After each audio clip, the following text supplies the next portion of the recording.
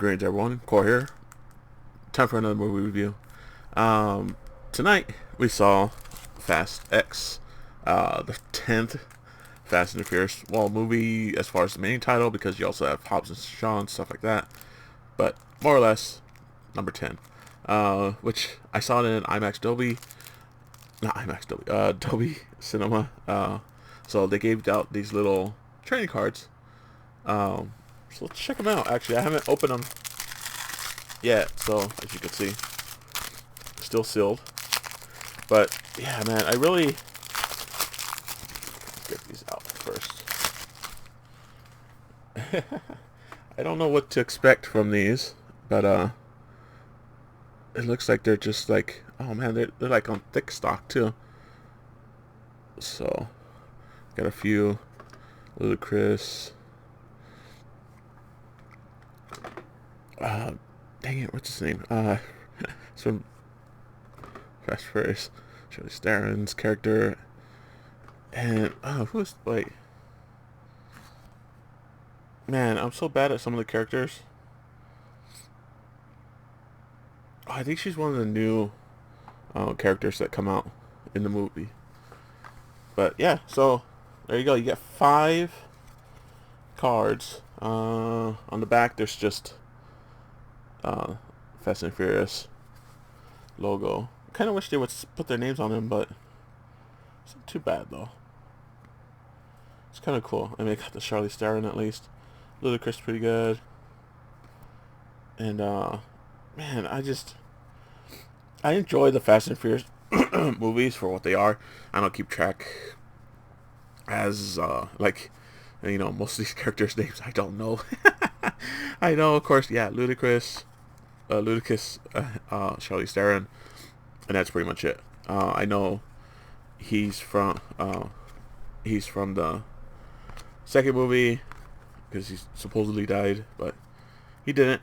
So yeah, so you get little trading cards with it, which I gotta say, the advertising for Fast X I think is really good.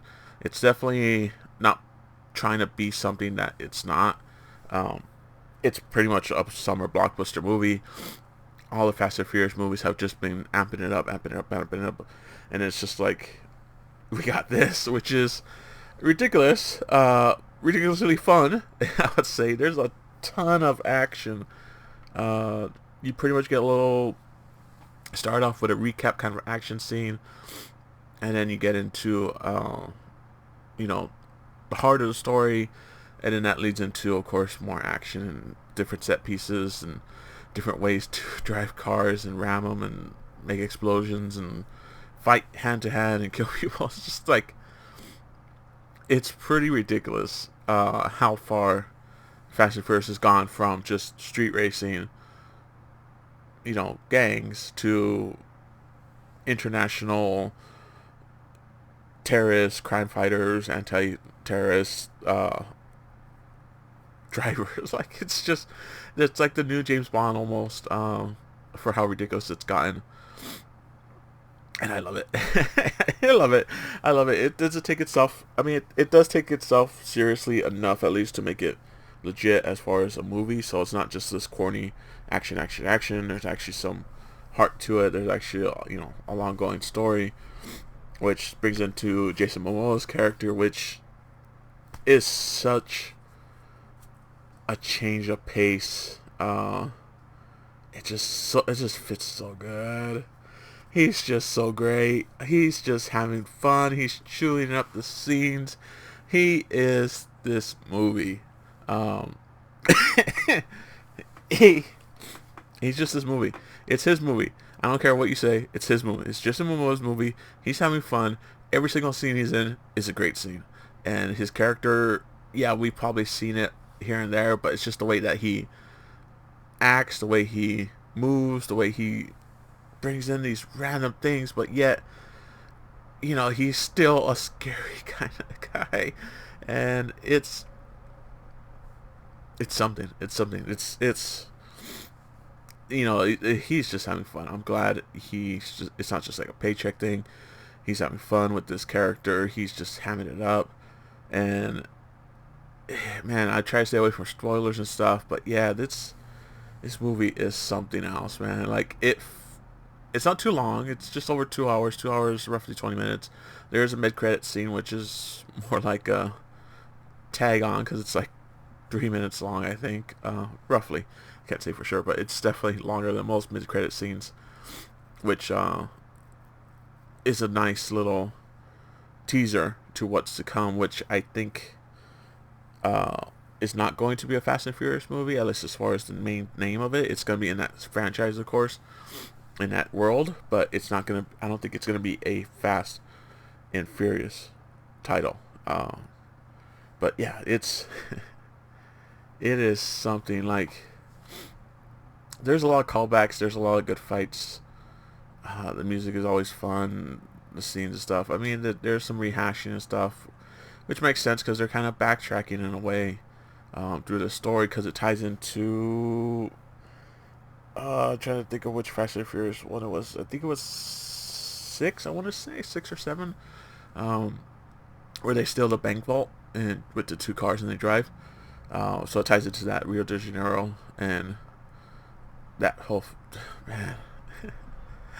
Jason Momoa's character is just great, man. I love it. There's some new faces. There's also the kid, Dom's kid is, he's a good actor. I gotta say, he's fun. He's having, he's acting up. He's not a bad child actor. He's actually a really good child actor. I hope he does really well. Man, it's just a fun movie. It's a popcorn movie. They had these like $50 Dom Toretto like popcorn buckets, and I couldn't spend $50 on it. As cool as it is, because it like turns into like a convertible kind of thing. Which of course they don't actually put the popcorn in it, even though they say it's a popcorn holder. They actually just give you a bucket. So that's nice. That's cool and everything. Because collecting popcorn tins and buckets and stuff are kind of a thing. So that's nice that they do that. It has a nice little cool box it comes with. But yeah, I just couldn't drop $50 on it. It has a little too much. Maybe if it was $30, I probably would have bought it. From what I could tell, it looks like the wheels actually work. Like it actually rolls and stuff, which will look. It's a cool toy. Of course, it's a collectible, but $50. I mean, $30. Okay, $30. I'll drop $30 on that, but not 50. 50 is just way too much. Especially since you don't get a drink or nothing. It's just popcorn and then that. So, yeah. They should have did like nachos with it or something. That would be cool. Now I'm hungry. But yeah. Back to the movie. It's just a solid action movie. That's all I gotta say about it. It's just, there's nothing deep about it. There's nothing. It has its moments and stuff, but it's just fun popcorn movie. It's a summer blockbuster. It's probably gonna do really good. It was weird because the audience wasn't laughing as much as the jokes and scenes and stuff, so that's interesting. I don't know if it's just the audience that I had, but like there wasn't as much like audience interaction in the movie.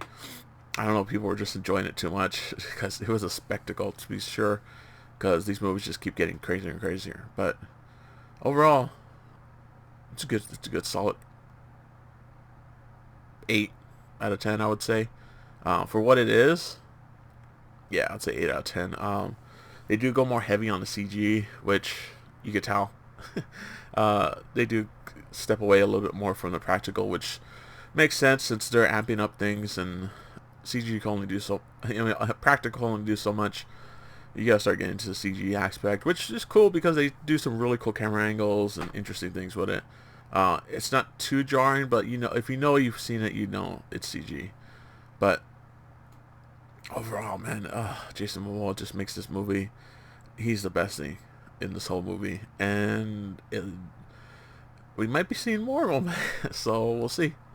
But until then, next movie is I believe in 2 weeks. Actually, it might be 2 weeks. Oh, next week actually. It's gonna be an early showing of Disney's A Little Mermaid. I mean, I have to see it. I'm intrigued to see what they do with it. So far reviews haven't been good, which the live action remakes haven't been good, so I'm just gonna have fun with it. But till next time, guys. Later.